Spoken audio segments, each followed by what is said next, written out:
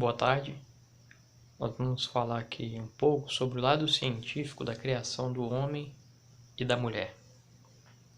Gênesis 2:7 diz assim: E formou o Senhor Deus o homem do pó da terra.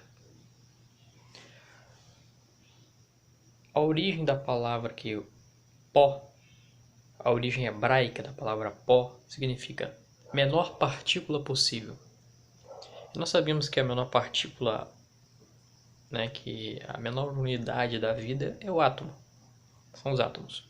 Sabemos que o conjunto de átomos forma uma molécula, o conjunto de moléculas uma macromolécula, o conjunto de macromoléculas, que são moléculas grandes, formam um tecido, o conjunto de tecido forma um órgão e o conjunto de órgãos forma um organismo vivo. Então, quando a palavra aqui fala pó da terra, a palavra pó no hebraico significa a menor partícula que nós conhecemos, que são os átomos. Então, quando o texto bíblico diz: E formou o Senhor Deus o homem do pó da terra, hoje nós entendemos que falava a respeito dos átomos. E o interessante é o seguinte: 60 elementos químicos do nosso corpo são encontrados no solo da Terra. Nenhum outro planeta do sistema solar tem elementos químicos suficientes para fazer o ser humano, a não ser a Terra. É o único planeta. A Bíblia tem essa linguagem simples. A Bíblia diz aqui, E formou o Senhor Deus o homem do pó da terra. Por que essa linguagem simples? Para que todos possam entender. É claro que existe uma forma mais científica de se dizer isso. Falando agora a respeito da formação da mulher, Gênesis 2:21 diz assim: Então o Senhor Deus fez cair um sono pesado sobre Adão, e este adormeceu e tomou uma das suas costelas e cerrou a carne em seu lugar. E da costela que o Senhor Deus tomou do homem, formou uma mulher. Muitas pessoas acham essa passagem bíblica um absurdo, acham um conto de fadas, mas existe uma explicação para isso, veja bem. Então vamos examinar o texto. A Bíblia diz: Deus fez cair um pesado sono sobre Adão. Isso cientificamente, como nós falaríamos, pesado sono seria anestesia geral. Por quê? Porque ele seria operado. Então isso se chama anestesia geral. Outra parte do versículo. A Bíblia diz que Deus tomou uma das costelas de Adão. Aí a pergunta é: por que a costela para a formação da mulher? Por quê? Com certeza vocês já ouviram falar das células tronco. As células tronco são células capazes de se diferenciar em qualquer célula do corpo humano. Uma célula ocular, uma célula hepática, uma célula da epiderme, ela tem essa capacidade de se diferenciar, de se transformar, de uma forma mais simples dizendo, em qualquer célula do corpo humano. Então, quando Deus toma da costela, na costela, ali se encontra as células tronco. Por quê? Porque ali tem medula óssea. Então, por isso Deus toma da costela de Adão. Faz todo sentido. E se alguém precisa de um material genético para a formação de um outro ser vivo, seria ali que essa pessoa deveria retirar esse material genético. Foi o que Deus fez. Deus pegou a costela. Agora, outra parte do versículo diz assim: E cerrou carne em seu lugar. Como se chama isso na medicina? Cirurgia de reparação. Porque ele foi operado, foi retirado a costela dele, e o Senhor põe, e Deus põe carne em seu lugar. Isso é cirurgia de reparação. Vejam como faz sentido o que Deus fez. Continuando.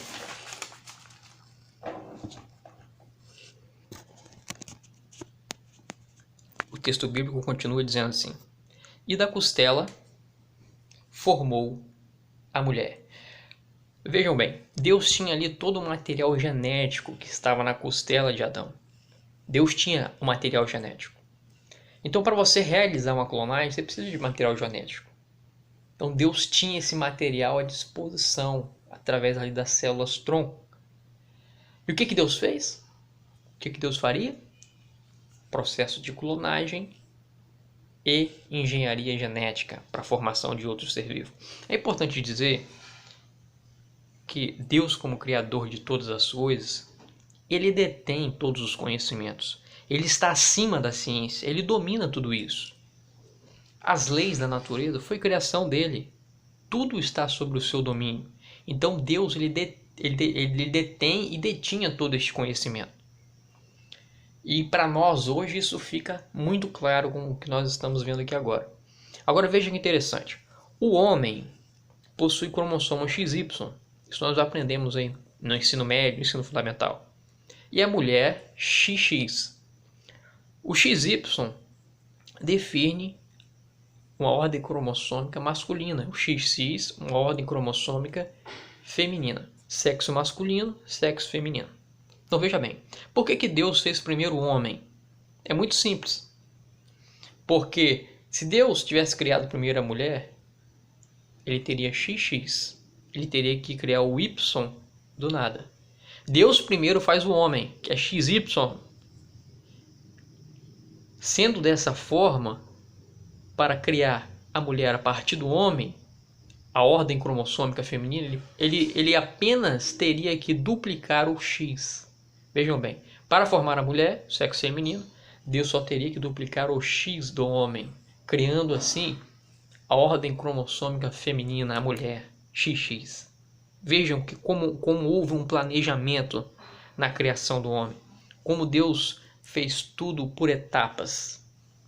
Agora veja bem, falando um pouco da teoria da evolução, por que ela deve ser desconsiderada? Primeiro que é teoria, tudo bem. Uma teoria é algo não comprovado. Agora, se nós levamos em consideração a seleção natural, o que diz a seleção natural? Diz que todo ser não adaptado, ele deixa de existir. A seleção natural inviabiliza a teoria da evolução, e por que eu vou explicar. Imagine que um réptil se tornaria mais à frente uma ave. Então, a pata desse réptil se tornaria uma asa. Mas o que acontece? Entre esse processo de transição de uma pata perfeita para uma asa perfeita, todos devem concordar que existe nesse processo de transição uma pata imperfeita ou uma asa imperfeita. O que a seleção natural faria com isso? Faria com que este ser vivo transitório deixaria de existir. Isso inviabiliza a teoria da evolução. Por que é importante esse assunto? É importante pelo seguinte: se você acredita que existe um Criador de todas as coisas, isso muda tudo. Porque se nós somos criaturas de um ser divino, de Deus, nós temos um propósito. E a pergunta é, será que nós estamos cumprindo com este propósito? Deus nos criou com um propósito. Será que nós estamos dentro deste propósito? Tudo que é criado tem um propósito. E se nós não estamos nesse propósito, será que nós seremos realmente felizes fora deste propósito? Eu creio que não. Por isso, isso é algo que nós devemos meditar. Nós vivemos em momentos difíceis, de muitas dúvidas, incertezas. E a pergunta é, você será feliz longe do seu Criador? Você será feliz?